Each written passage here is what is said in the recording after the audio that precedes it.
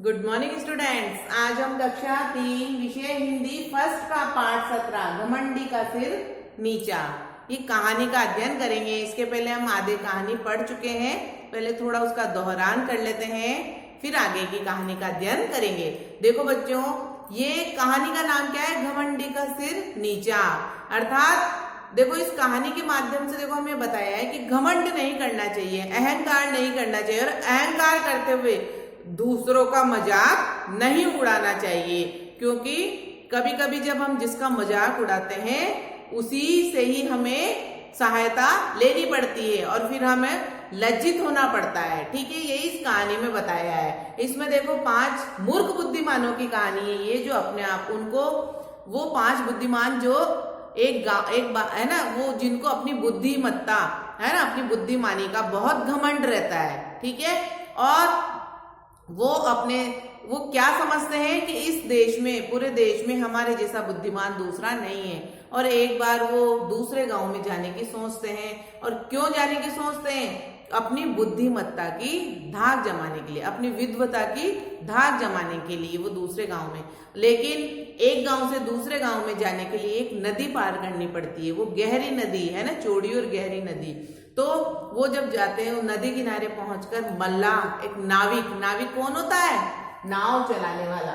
ठीक है, नाव चलाने वाले के पास जाते हैं, उससे मदद मांगते हैं, तो वो तैयार हो जाता है। ठीक है, और वो 5 विद्वान नाव में बैठ जाते हैं। लेकिन नाव में बैठकर भी वो क्या, उनके दिमाग में क्या विचार आता है कि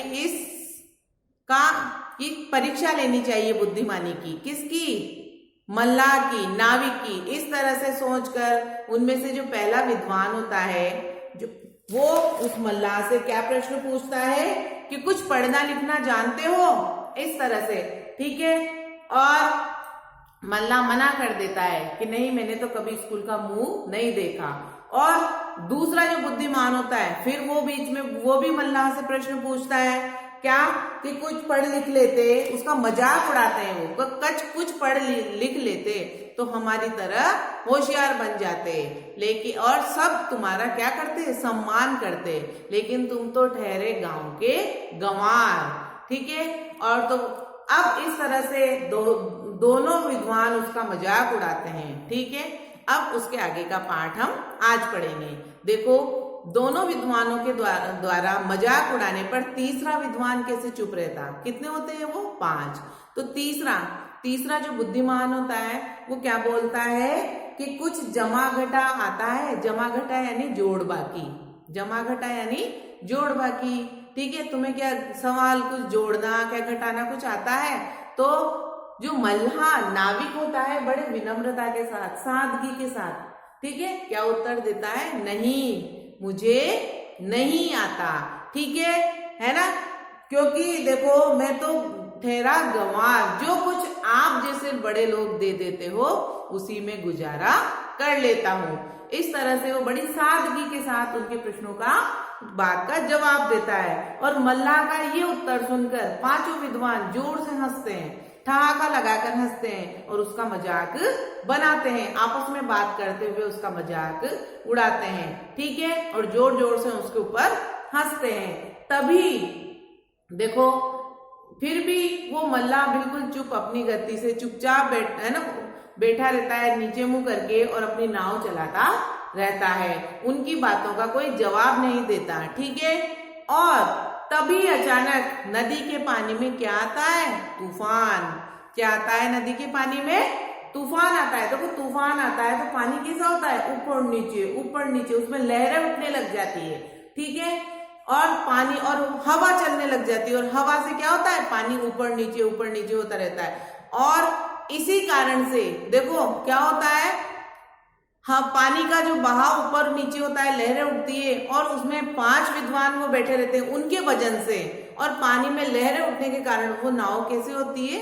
डगमगाने लगती है, नाव डगमगाने लगती है। और जो ये 5 विद्वान होते हैं, जो अपनी बुद्धिमत्ता पर, जिनको बहुत घमंड रहता है, वो ना बुद्धिमानी में के नशे में चूर रहते हैं, ये घबरा जाते हैं 5।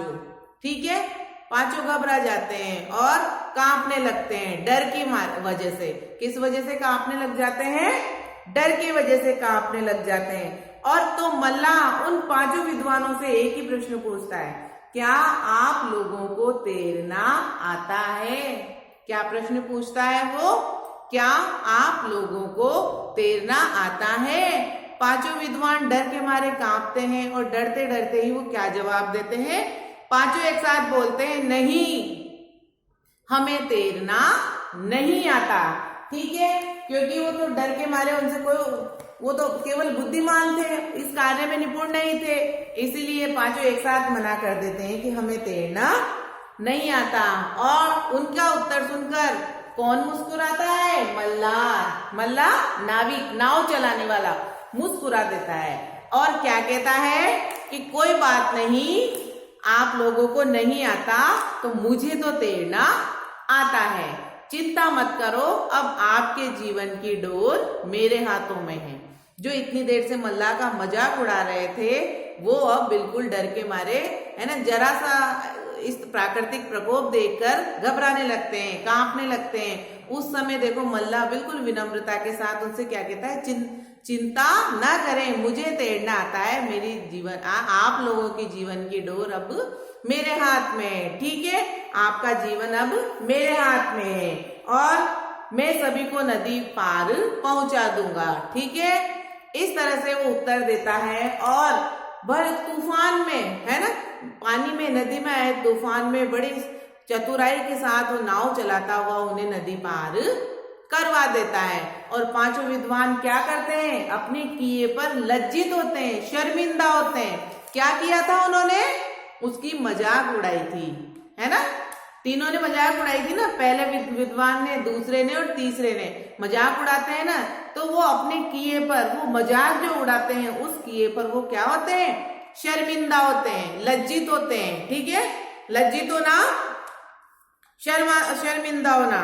ठीक है, तो जो पांचवा विद्वान रहता है, कितने होते हैं वो? 5। उनमें से जो 5वें नंबर का होता है वो नाविक मल्लाह से क्या कहता है कि जीवन की सच्ची विद्या तो तुमने मुझे हमें दी है। क्या विद्या? देखो, सच्ची विद्या क्या दी, देखो। और इस तरह से वो क्या कहता है कि धन्यवाद करता है कि हम हमेशा तुम्हारे आभारी रहेंगे। उनका जो घमंड का जो नशा उनके ऊपर रहता है वो सब चूर हो जाता है, हट जाता है, क्योंकि विपत्ति के समय जो सहायता करता है ना, चाहे देखो हर इंसान में, हर व्यक्ति में कुछ न कुछ गुण होते हैं।